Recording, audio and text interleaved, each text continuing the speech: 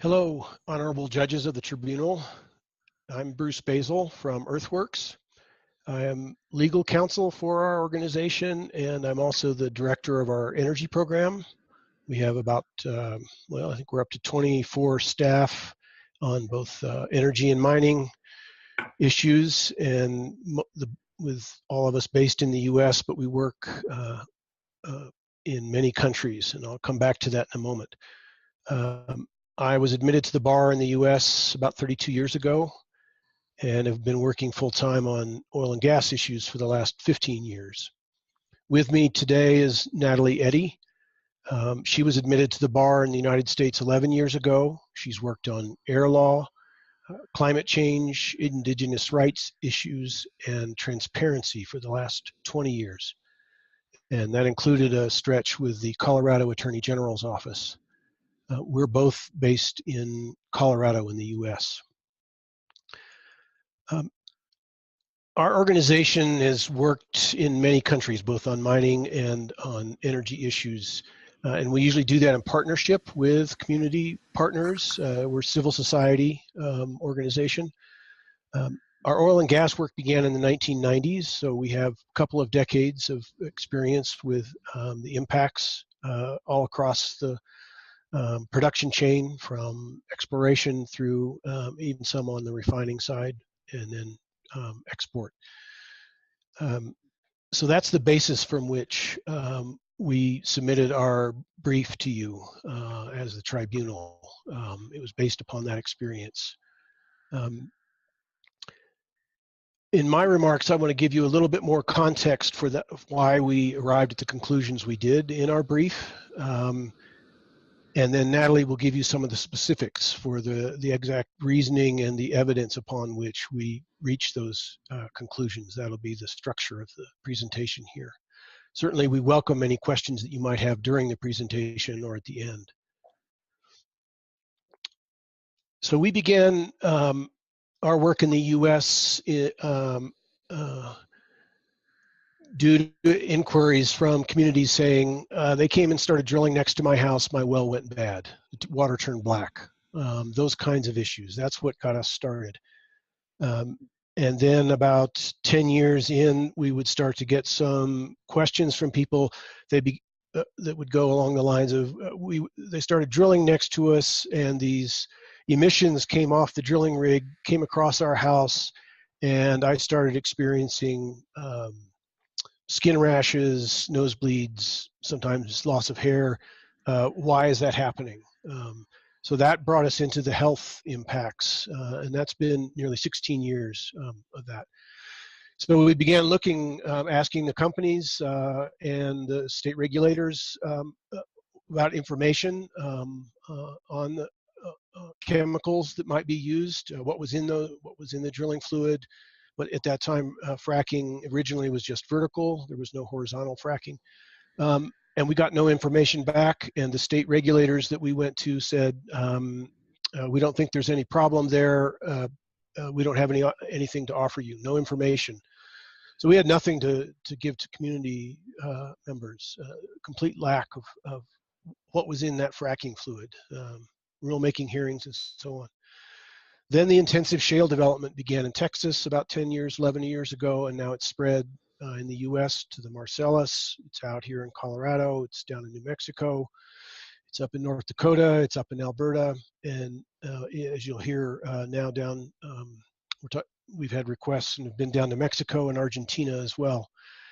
And with that shale development, we had increased health complaints, always, and they seem to be very similar across shale basins, which concerned us. So about 4 years ago, we were kind of running up against a brick wall on getting good chemical information, trying to reform practices. And a technology put out by a specific company, infrared technology, came on the market. And we knew we couldn't cover 100,000 different oil and gas sites there are in the North American continent, let alone across the world. And we also knew that we couldn't be everywhere that community members were. So we said, well, let's try to form some partnerships and we have this technology. Let's see if we can't document some things. So we started what we call Community Empowerment Project. We've done 97 trips, 15 states, 3 countries, Canada, Mexico, Argentina, the US, more than 1,000 sites visited, 560 videos, and so on. And those numbers continue to grow. So that's the basis on which we prepared the brief that we submitted to you. That's what you see with the naked eye when you go to a site these days, for the most part. You don't see black cloud usually, although that's not always the case, unfortunately. So we take a photo with a regular camera, and then when you switch and go to the infrared, here's what you see at the same site. And what these cameras are designed to do is capture a range of volatile organic compounds, including methane, so it has relevance to climate. And they are designed specifically for about 24 of these VOCs.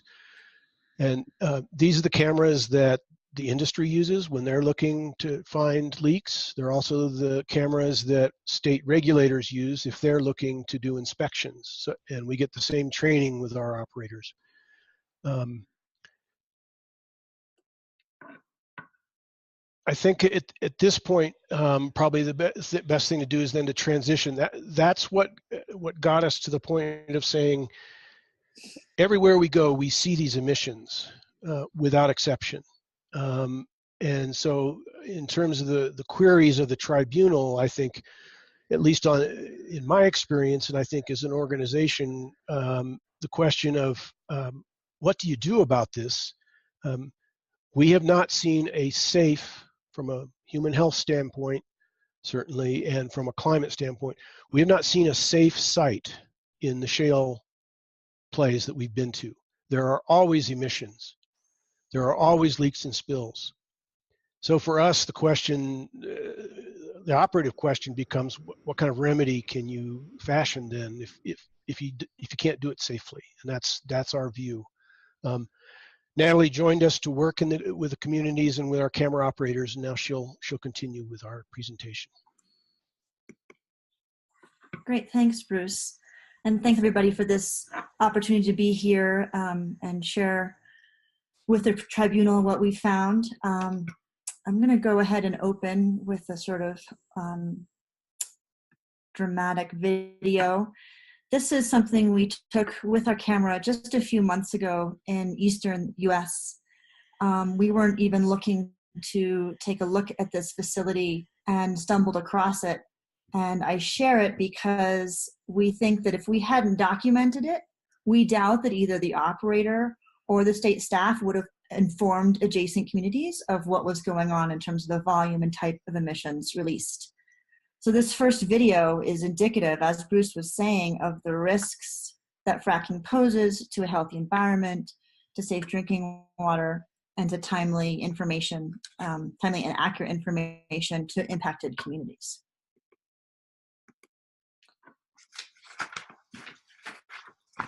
So what we have found and what we'll present to you today is that fracking breaches 3 fundamental human rights that are protected under international law: the right to a healthy environment, the right to safe drinking water, and the right to know and participate. We're framing this in these terms and with these 3 fundamental human rights that encompass many more human rights, because this is how we hear from impacted community members that their families or their homes or their water is being impacted. They're not articulating their impacts in the express language of the international human rights that that are implicated by fracking. So we have found that the right to a healthy environment is breached by fracking. And first, I think it's important to remind ourselves of what this means, or what types of provisions we have to protect these rights in international law. So under the International Covenant on Civil and Political Rights and the UN Declaration on the Rights of Indigenous Peoples, we recognize the right of everyone to the enjoyment of the highest attainable standard of physical and mental health. So our evidence shows that that is not what fracking provides, and is not possible, as Bruce said, to achieve that highest attainable standard of physical and mental health and life as a result of fracking. There are two pieces that we want to talk about. The first is this growing body of peer-reviewed scientific research linking adverse health impacts to the proximity of fracking. And then the 13 plus years of Earthworks field work, and this includes hundreds of community testimonials, many health impact assessments in different parts of the United States, and then documentation of emissions, from, including the FLIR videos, some of which we've already shared with you. So more than a decade after shale development, with this intensive fracking has really accelerated, it's still left to us as civil society to respond to these community health complaints and to try to understand what is going on with these fracking activities, what are the risks, and what are communities being exposed to. The industry denied its use of chemicals or responsibility, and the state deferred to these industry's denial. And so we've been working with academic researchers and health experts to develop this research. And the summary that we're sharing with you is the work of PhD scientists who are working with right now to litigate over additional future proposed shale development. So looking at a summary of the health expert research, we see that study after study is finding that fracking impacts respiratory issues, wheezing, shortness of breath, neurological issues such as headache and dizziness, as well as skin, sensory, organ irritation, and other effects. There have also been some recent studies on the impact on birth weights as well as infant health. And significantly, the closer that families were located to the fracking activities, the greater the impact. So the more impacted was the birth weight, or the more impacted was the infant's health. Specifically, when they were within 1 kilometer was the most extreme of the impacts.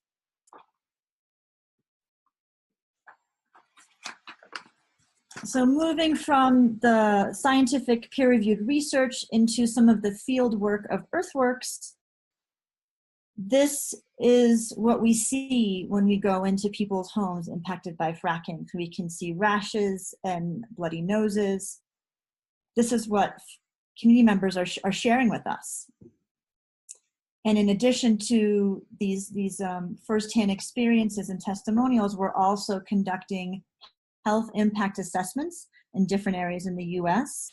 The first one we conducted in 2012 in the Marcellus Shale in Pennsylvania had 3 key results. We found that contaminants that are associated with oil and gas development are present in air and water in areas where residents are experiencing health symptoms consistent with such exposures. We found there's a strong likelihood that residents who are experiencing a range of health problems would not be if widespread gas development were not occurring. And by permitting this widespread gas development without fully understanding its impacts to public health and using that lack of knowledge to justify regulatory inaction, Pennsylvania, the state of Pennsylvania, and other states are risking the public's health. And then one of the key findings in that impact assessment was that quote that you see at the top, that when many people in many places where gas development's occurring have similar health complaints, something is clearly wrong. And we see that consistency in the scientific research as well, that peer-reviewed research that we took a look at. So a quick contrast to what we're seeing in homes and the lives that some of these community members are trying to lead next to fracking. And then we go from the home and we go to the facility site. And this is a snapshot of the types of disrepair, visible dirty emissions, spills, and general contamination that we encounter all the time at these facilities. Often you can see in that upper left photo right next door to someone's home.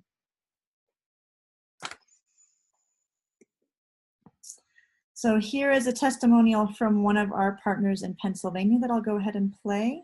I have custody of my 12-year-old granddaughter. Her name is Alexis, and Alexis has been benzene exposed. It has impacted our entire life. It happened, we believe, in 2011. She started with asthmatic conditions, and it from there went to bloody noses. She has unusual and uncontrolled bruising. She's had bullseyes. She has joint swelling. She has joint pain.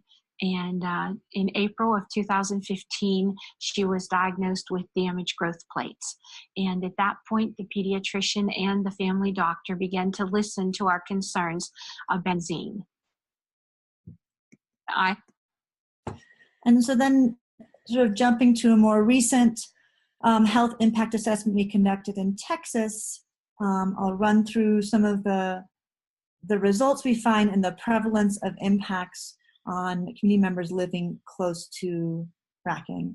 So we found that 75% of the interviewees with health issues reported neurological problems such as migraines, memory loss, forgetfulness, confusion, or lack of focus, dizziness, numbness in extremities. 50% reported respiratory problems, and 89 expressed some concern for their environmental impacts on their health. And another testimonial from one of our dear friend of Earthworks who just passed away this year. At the commencement of drilling operations in my area, I had pneumonia. I had to commence taking oxygen at night. Then, ever since then, I have been hospitalized once a year with what's called an exacerbation of COPD. I've been breathing that for years, and it's literally killing me. My pulmonologist has told me I will never get better, I will only get worse. And at the present date, he has dropped me as a patient because he can't do anything more for me.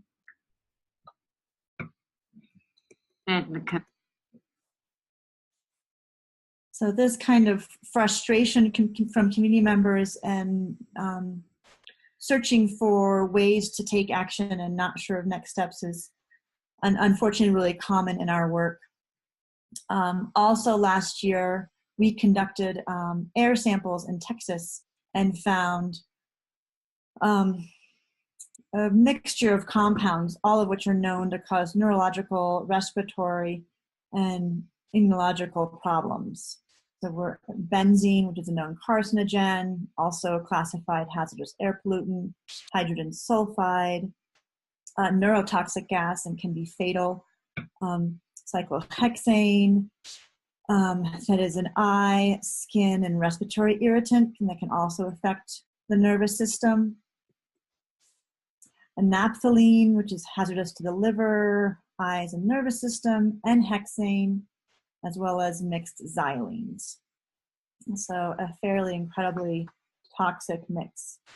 So in given it this, and recognizing with this growing body of knowledge as well as testimonials and community experience,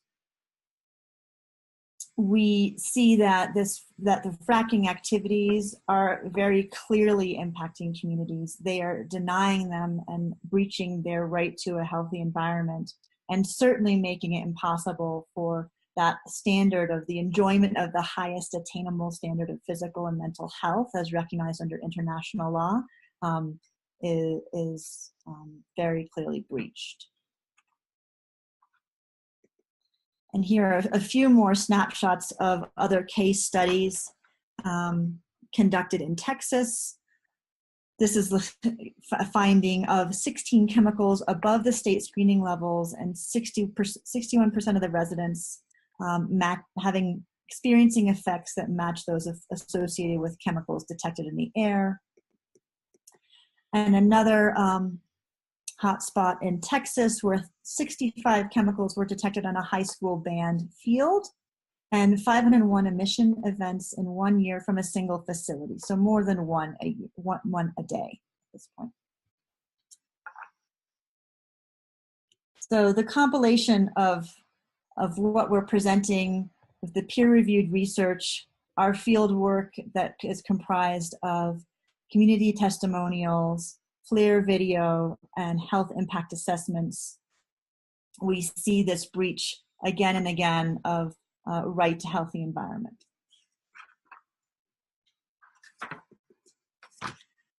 And now I'd like to address the next fundamental right, which is the right to safe drinking water.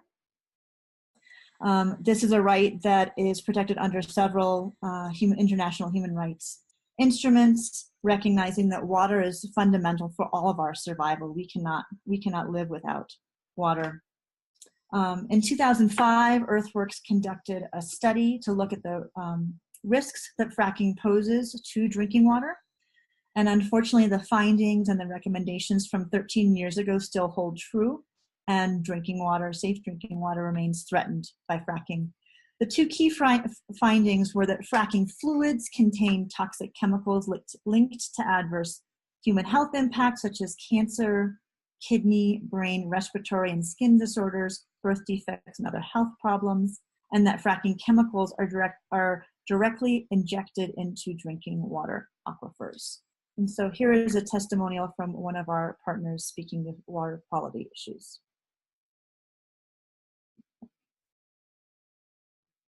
We have a pipeline running behind our property. We got a lot of runoff that came down into our pond and filled our pond with a lot of sludge and oily, powdery matter. We find residue on our vehicles. We do have a good bit of runoff, intestinal issues, shortness of breath, and different things.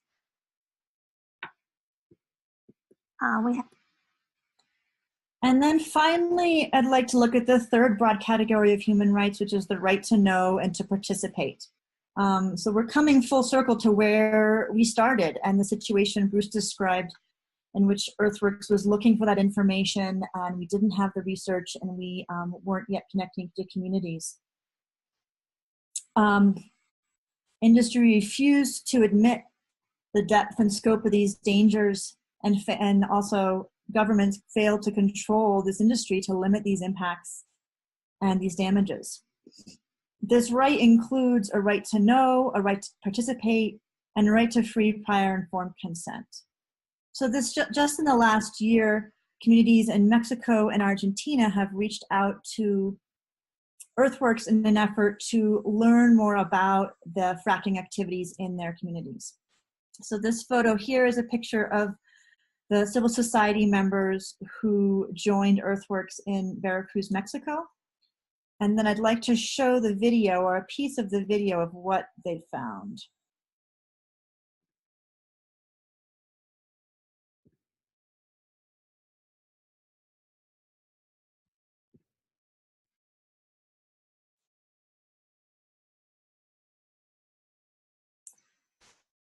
And this sort of template that you see here is how we compile all of our videos in advance of submitting complaints, so it's clear where the facility is, the signage so we know which facility we're talking about, standard camera photos, and then this is what, as we zoom in, we see this community in Mexico discovered about the fracking activities in their area. And so we can see the extent of the emissions of some of the exposed toxic fluids.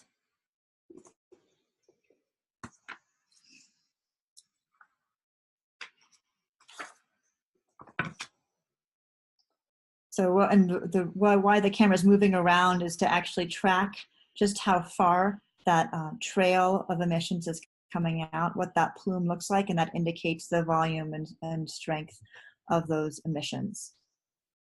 I'll go ahead and pause that.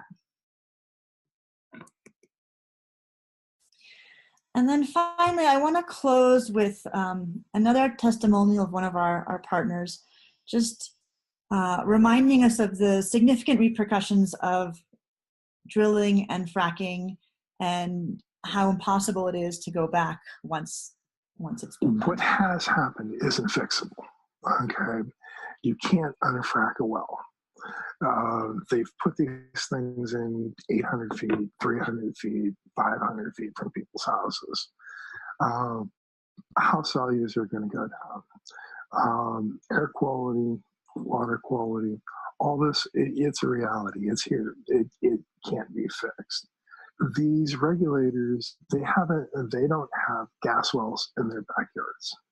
If they did, they'd understand the plight of people like me.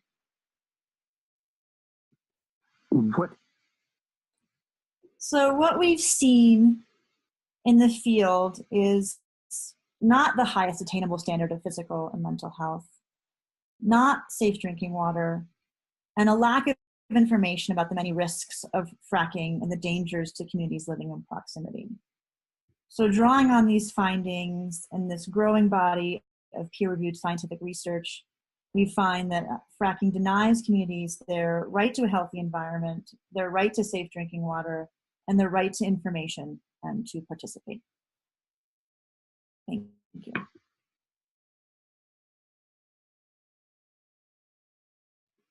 Are there questions or discussions from judges?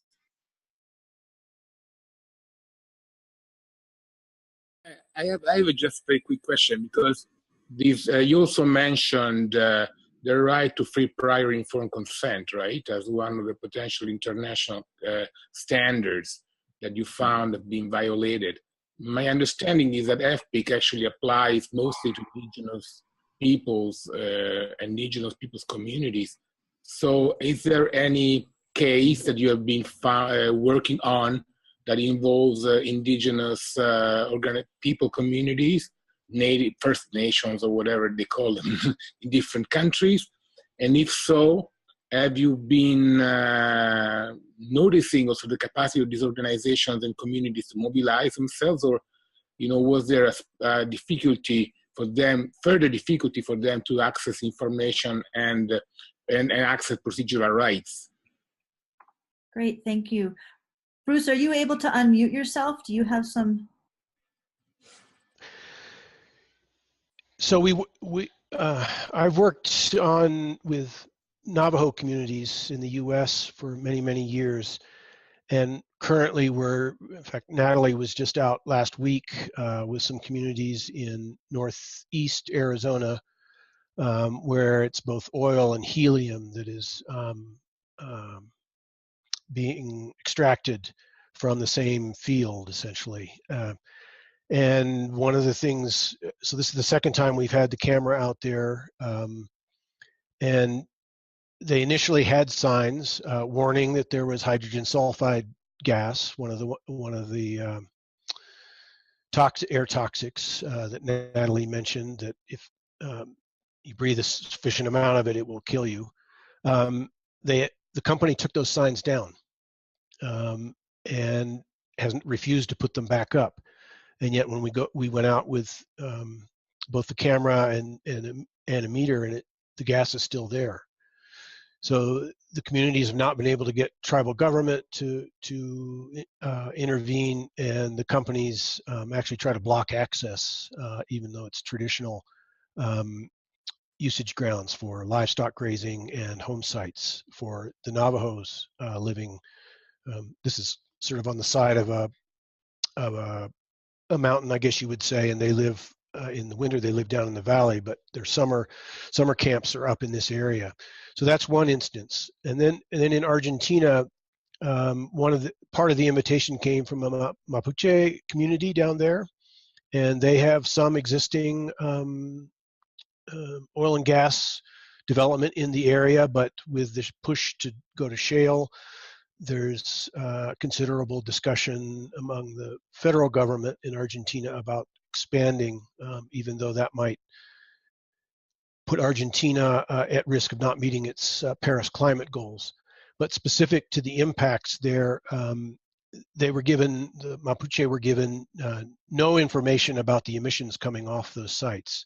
And we haven't finished processing all the videos, or we could have included one here, but it's at least as bad as what we saw in Mexico. There's no fencing around those sites. Anybody can go right on the sites, so that you're right in the emissions. So we see the same thing in both of those sets of indigenous communities where information is not provided, risks are not communicated, and to be honest, the practice is unfortunately no different than any other oil and gas site we've seen, whether it's near indigenous communities, whether it's near Spanish-speaking communities, whether it's near English-speaking communities. Bruce, I just didn't get, who originally put up those signs that were taken down by the company? I believe the lease rights were recently transferred, and so now it's a new company to the area, but not the companies that originally drilled those wells to produce, and they're building a processing plant for the helium. Actually, they don't care that much about the oil these days. So it's a new company that took the signs down to the area, new to the area, but they hold the leases. The previous company had put up the signs? Yes, we have some photographs of it's a white sign with red lettering, hydrogen, danger, hydrogen sulfide gas. And when we went back this time, Natalie and Pete, our operator, they said they've taken those signs, community people said they've taken those signs down.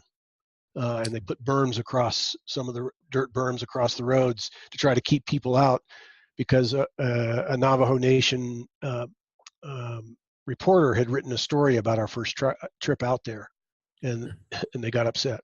So. Thanks. Yeah. I have a question, Bruce. To me, the deployment of this FLIR technology, where you're basically making the invisible visible, I would have guessed that it would have enormous impact, or at least the potential for real impacts on policy making and bringing cases and so on. So I'm curious about what your experience has been. You've been doing this for a few years now, and in quite a few different communities, and what kind of effects has it had? Well, it's still new to the regulatory agencies. Natalie has a number of stories where she has gone and dialogued with inspectors for the agencies, and they say, well, we don't have those cameras, or can you show us your video, because we can't get out in the field because of budget reductions, resistance from the companies. So it's been a very uneven entry into trying to reduce emissions. I would say Colorado, as a state, has a rule now in place for 4 years that if you see emissions, you fix them. It doesn't matter what level of emission. If you see them, you have to fix them. We're still finding out whether they will respond to the videos we submit, but certainly if their staff see emissions, they require the company to fix them. So we do think it is reducing emissions somewhat. I would note that Colorado is still, that area of Colorado is still in non-attainment for ozone, and greenhouse gas emissions have not, they are not increasing as much, but they are not decreasing from 1990 levels, 2005 levels. So I would say it's at the margin that we're seeing it make a difference in the aggregate. For specific facilities, it can make a huge difference. Absolutely. The video from Mexico, those are tanks that the community members say they bicycle by there. If those were to be, that's an easy fix. You can replace those pressure valves. And then people going by there on a daily basis would not be subjected to those emissions. It wouldn't get rid of all emissions, but it could help with the acute short-term impacts. But that's very localized. U.S. has close to 1 million oil and gas sites. We got 3 cameras. It is spreading, but it's slow. And if you're looking at it from a climate standpoint, we don't have that time.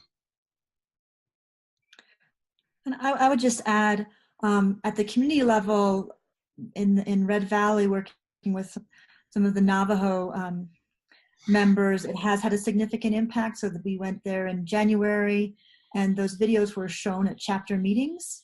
And as a result, 2 different chapter houses passed resolutions calling for more information about the impacts on health from the oil and gas extraction going on. And so I think you're right that seeing is believing made a big difference in galvanizing that community to take action. One other piece of it is the cameras are costly, so they cost $100,000, and they require very specific training. And so we've also been in meetings with the BLM field office last Friday, and this is true of other regulatory agencies. They might have a camera, but no one left in the office who's certified to use it now. And so it's been underdeployed for various reasons. And those are some examples. Thank you.